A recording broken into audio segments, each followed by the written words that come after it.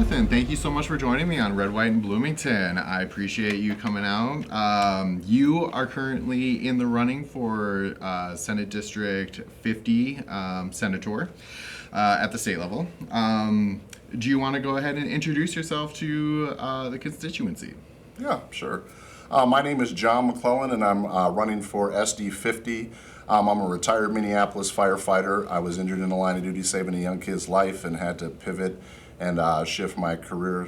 I went to law school, graduated from the University of St. Thomas School of Law, and then went on to pursue my master's from the Chicago Professional School of Professional Psychology.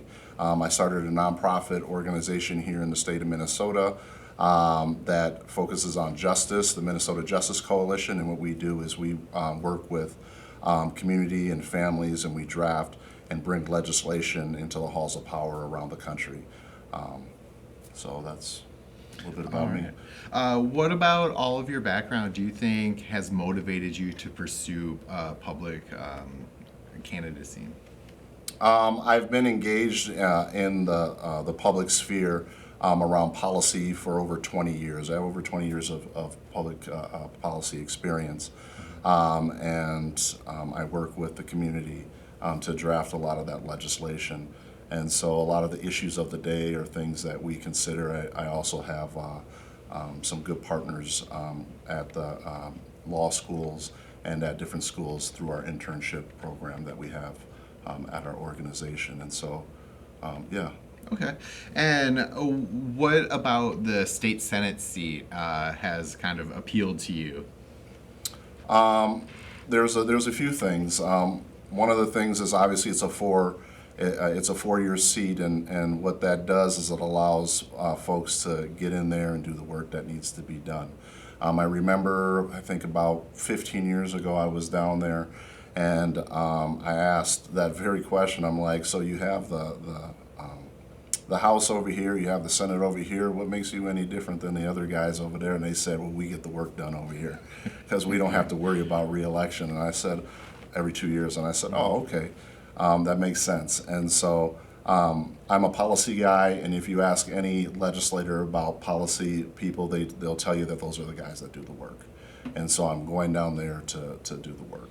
All right. Well, let's talk a bit about that philosophy. You mentioned that they're in the Senate, they're the ones that get the work done.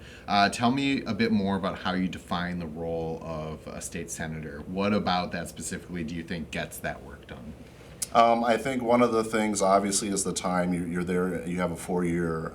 Your seat ain't up for 4 years, and so instead of 2 years where you're constantly in that campaign mode. Mm-hmm. It's kind of hard when every decision that you make, you have to question, how does this affect my reelection? With the 4-year campaign, it kind of slows everything down. Like I said, I've built a lot of relationships down there over the course of the past 20 years. Mm-hmm. I have the networks in place. I know how to move legislation, and so going in there, should I be so lucky enough to get elected, I can bring with me a big agenda to advance down there, and so that's what I'm hoping to do. Okay, perfect. So you mentioned that you do have an idea, an agenda, and policy that you want to bring with you into the seat. Tell me a bit about that. Is that more advocating for underserved populations, or is it legislative, putting new laws in place, or do you kind of view this as bringing the party together as a whole?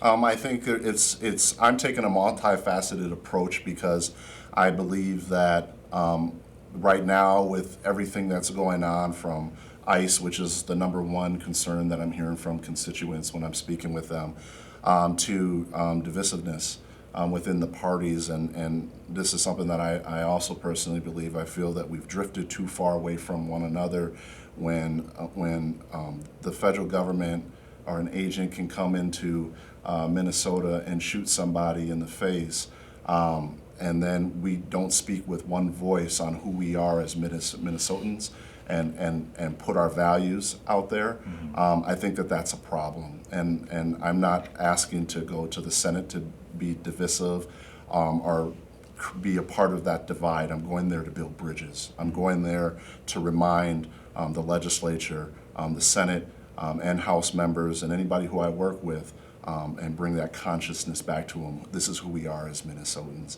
And I want to make sure that we get back to neutral on that so we can get to the work that needs to be done, and that people need to feel. Yeah, that's a great message. Tell me a bit about how you think you can approach working with people that might not share that message or disagree with it. I think the biggest thing that you can do when you don't agree with somebody is listen to them. And I can't say that enough. We spend so much time trying to cut people down, and trying to come up with their own versions of things because we want to be number one, when sometimes the solution to our problem is right there in front of us.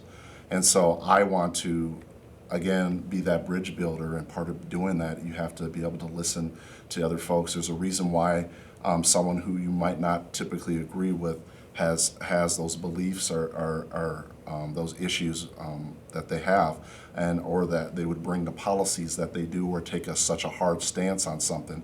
And maybe you might agree with something here, but might not agree with something there. And so let's work together on the things that we can work together on. But let me sit over here and share with you why this is what I believe. And I think that if we spent more time talking to one another and listening to each other, and not just the surface listening, like really, like let's take time, let's go out and get a sandwich. Let me come to your office. Let me take you out, and let me show you some things in my community, and show you why it's important to my constituents. And I think if we took a more human approach like that, we'd be further off than where we're at now. Perfect. So let's bring it back to be more focused on the district. What do you think are some of the top priorities that are facing this district right now? I would have to say that the number one priority is getting ICE out, and bringing some form of accountability to a system where if your constitutional rights are violated, there's a way for you to seek redress. And that's very important. I would say the next issue is making investments in our education. And we're not talking about for the past 20 years, legislators have been coming to your house, calling your phones, big campaign speeches talking about education. And frankly, I don't know about everybody else, but I'm tired of it. I'm tired of us always having being in the same place that we were at. I'm tired of empty promises. I'm not going there. I'm not asking for anybody to send me there for empty promises. I want to see real commitments. I want to see if we can spend $500 million to make office space bigger for the state Senate building. There's no reason why we can't invest $1 billion into education over the next 5 years. And we have to put our money where our mouth is, because everybody's just talking right now and nobody's doing. And I'm not going there to talk. I'm going there to make things happen. Okay, perfect. So you did mention a bit of the budget, or the budget in general. Minnesota has, over the past several years, we've run with a surplus. What do you think is the best way to kind of approach that surplus and make sure that it's effectively used to benefit the state as a whole, and then also our Senate district? I think that we have to stand by our priorities and the things that we've set over time, and sure, we might be behind the 8 ball on some of these investments, but that money can go to things like education. It can go to things like building up our infrastructure for renewables. It could go to building up our infrastructure to make sure that we reach the carbon emissions plan of 2040, being carbon emissions free. And I want to make sure that we're doing the right things. I want to make sure that we're reducing taxes for families, that we're keeping mom and dad up in their homes instead of having them having to worry about selling their homes because they can't keep up with the rising costs of taxes. I want to make sure that families feel what it is that we're doing, because with inflation and everything else that's going on, people are just one paycheck away from catastrophe. And so if you're not feeling it, if you're not feeling the policy that's being pushed down at the Capitol, then what are you doing? What are we doing? So you mentioned the cost of living there. What do you think is an approach that you have uniquely that could affect either housing taxes or property taxes, retail taxes? How do you think your tax policy could be used in order to ease that burden of the cost of living? Well, one of the things is obviously investing in education. A lot of property taxes are levied with fees for schools, and so we need to make sure that we're doing everything and that we're powered in our power to uphold to our policies that we're putting forward. I also believe that we could create new revenue by investing in charging stations for renewable for cars, for EV cars. Right now, there's no reason why we should have a line waiting to get into an EV station the way that we do. And right now, that's primarily dominated by private business. I would propose that the state take action there. I mean, right now, the average cost to charge an EV is about 35 cents a kilowatt hour. And if the state was able to put forward policy at 25 cents a kilowatt hour, that saves folks money. An average charge would be about $14 a charge, but then the cost of that same electricity from the power company at a retail price is around 14 to 17 cents. And so there's money there in between there that the state could make revenues with, and then we can use that revenue to sit over here and fill in some of the gaps and reduce taxes for folks and lower costs of health care and some other initiatives that we can also do. Sure. And so that's just a couple of policies. So, are you somewhat suggesting that the state should have some sort of like universal solution for electronic vehicle charging versus you mentioned, all of the corporate sponsored current chargers are all proprietary? It kind of sounds like you're suggesting that there should be some sort of state sponsored universal type charger kind of thing. Right. So the government right now regulates electricity prices through partnerships with Xcel Energy. And we could create partnerships with Xcel Energy to do the same thing with EV charging to promote our 2040 carbon emissions free plan. In addition to that, we can also leverage renewable energies and bring jobs into Minnesota where we're creating some of the technology that's out there to go green. I was one of the first people in Bloomington to have solar panels on my roof, and the cost for that to me for a 10,000 watt system was $17,000. Now full retail price for that same system is about $60,000, and so a lot of people are like, well, what's my ROI on if I did that? And there's things that we can do as a state to create a pool for folks to tap into to get those prices so they can take advantage of that lower price too, so their return on investment is met sooner as opposed to later. My return on investment on my system is 10 years. But for other folks, they're not seeing a return on investment for like 30 years. And so, I want to make sure that we're doing everything that we can in the renewable space, but then the dollars that we're saving, we can invest in our green spaces. We can invest in our parks, our lakes, our water supply. And right now, our district has some of the best water supply in the country. And so I want to maintain that and keep it, but we're trying to bring that everywhere. And then you're starting to hear things about lakes and different types of diseases and stuff that are in lakes. We need to prioritize those things and making sure that we're doing everything we can from an ecology standpoint to address those issues as well. All right. Well, let's talk a bit about public safety. You did mention one of your priorities is getting ICE out, which absolutely should be. Tell me a bit more about how you see a state Senate commitment to public safety. There's a multifaceted approach for public safety and ICE very specifically. And I think when it comes to ICE, we have to make sure that we're putting up the guardrails and bringing accountability. In 2014, under the Obama administration, they put forward a 6-part plan that it was called the 21st Century Policing. And one of the areas where we haven't really delved into is the accountability piece. And so one of the things that I've done through my organization is we drafted a bill called the Minnesota Civil Remedies Act, and what that does is create a cause of action for folks who believe that their constitutional rights were violated, and it removes the immunities that law enforcement or government officials would tend to hide behind when they break the law. And so that way your case can be heard upon the merits, and there's plenty of protections in the place with that. And that bill is currently being carried by a Republican in the Senate and a Democrat in the House. It's one of the only bipartisan pieces of legislation that are out there today in post Operation Surge. Okay.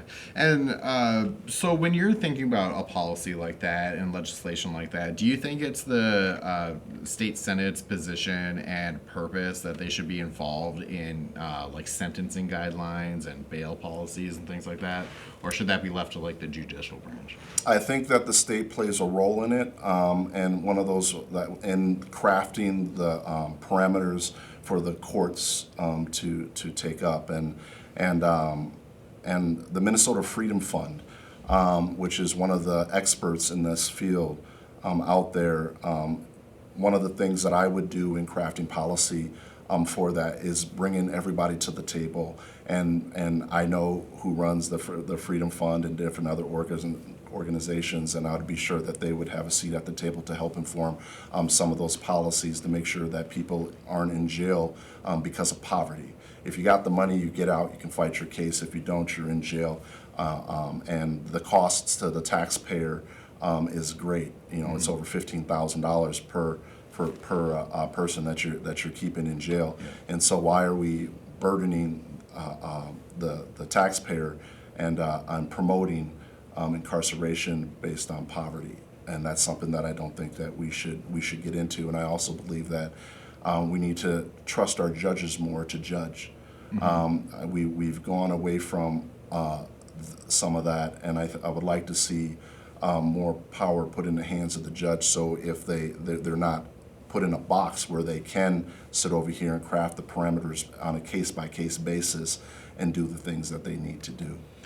All right, perfect. So you did mention education a bit when we were talking about budgeting and finance and stuff. Do you think that the current level of education financing and what is allocated in the budget is sufficient, or should it be increased because of federal funding gaps? I think it should be increased. I think that the education has taken a hit for years, for years.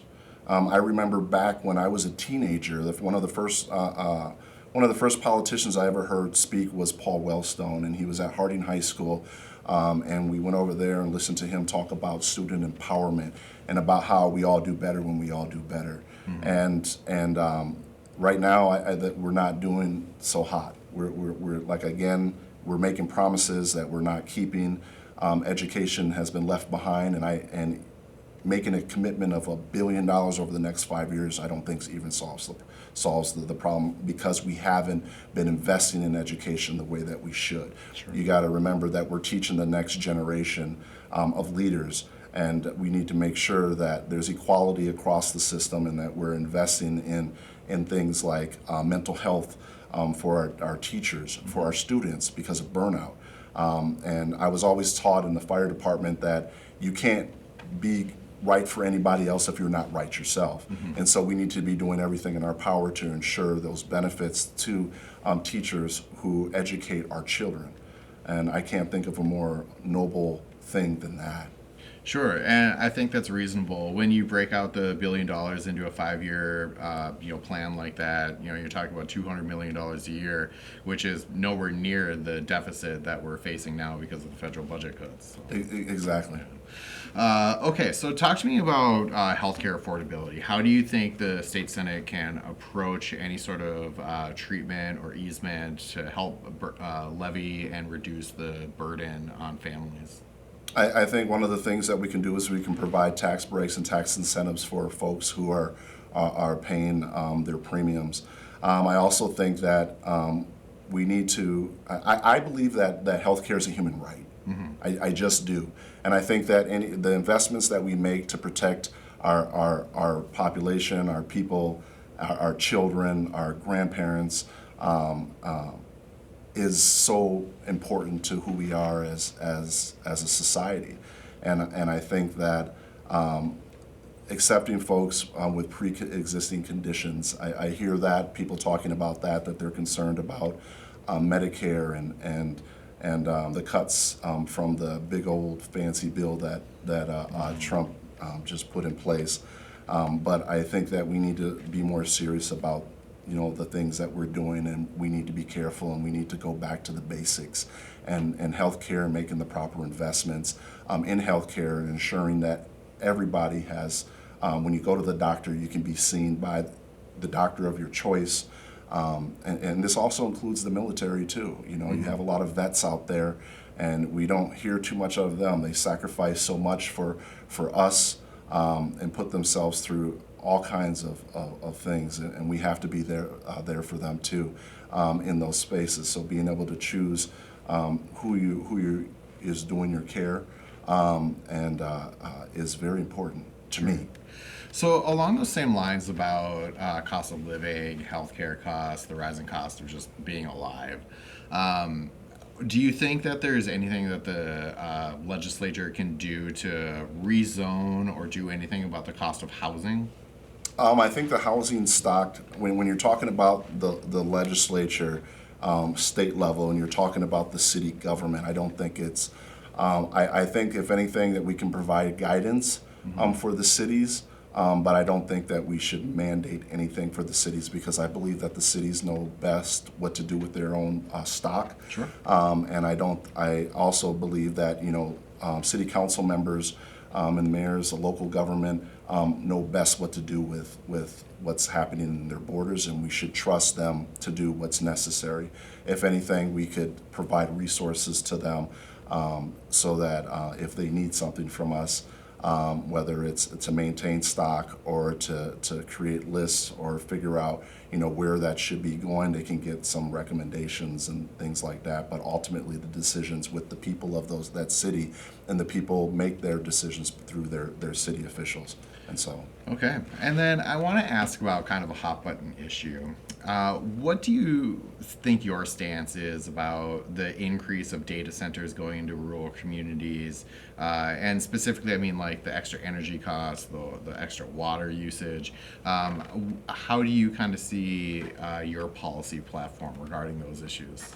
I would want to make sure, obviously, that materials and things are responsibly sourced, and that and the impact, both short term and long term, on rural Minnesota.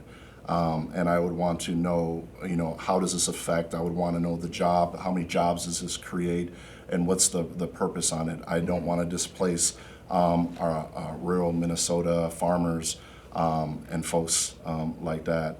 And I also don't want to cut down green space. I think we need as much green space as we can. I think that's one of the things that I pride myself about being a Minnesotan Sure. With, is that we have plenty of green space. When I go fishing, I don't want to see a building outside and so forth. And I think that we can.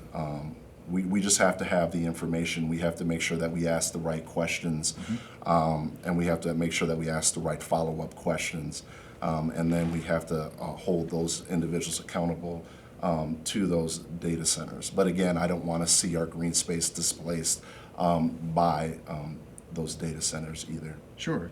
So recently, Minnesota has been targeted as fraud allegations have erupted.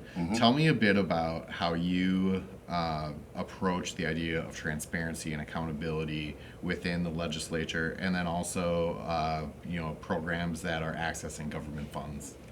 I think that any government agency or any entity there should be some form of oversight on those taxpayer dollars. But I also believe that the taxpayer dollars and what has happened in the past, what we've heard in the news, I would like to know what the comparison is for Minnesota compared to other states. We all know that Washington, the White House, particular had targeted Minnesota long before there was any fraud allegation or anything like that. So we need to make sure, one of the things I was taught, you don't throw stones when you live in a glass house, right? And we have to remember that people came to Minnesota from outstate to specifically take advantage of Minnesota. And these are things that I believe that the federal government should have picked up on and informed the Minnesota officials about. And that, from what I know, didn't happen. And so I think that there needs to be more accountability in that system. I think going forward, I think that what's happening around creating these oversight measures is a good thing. We're looking into it, we're digging into it, we're doing what we're supposed to be doing when we find a problem. But we have to know about the problem first before we can fix it. And the fact that we acknowledge the problem and now we're digging into it, instituting the proper checks and balances, great. All right. Well, Jonathan, thank you so much for joining me. Is there any final message you want to put out to everybody? Yep, I just want to assure one of the things about me is I bring more than 20 years of policy experience. I've been in the trenches working to advance legislation and policy that has been created by the community and families into the halls of power. I advised various legislators, I have advised governors, I've advised congressional members, and I want to assure everybody that experience matters. With everything that's going on right now, experience matters, and I can't stress that enough. I can hit the ground running on day one with a very comprehensive policy and make District 50 a little better and make people feel it. So I'm asking for your support in this election and in the convention. Let's get to work. All right. Well, thank you so much for joining me. I appreciate you. Yep.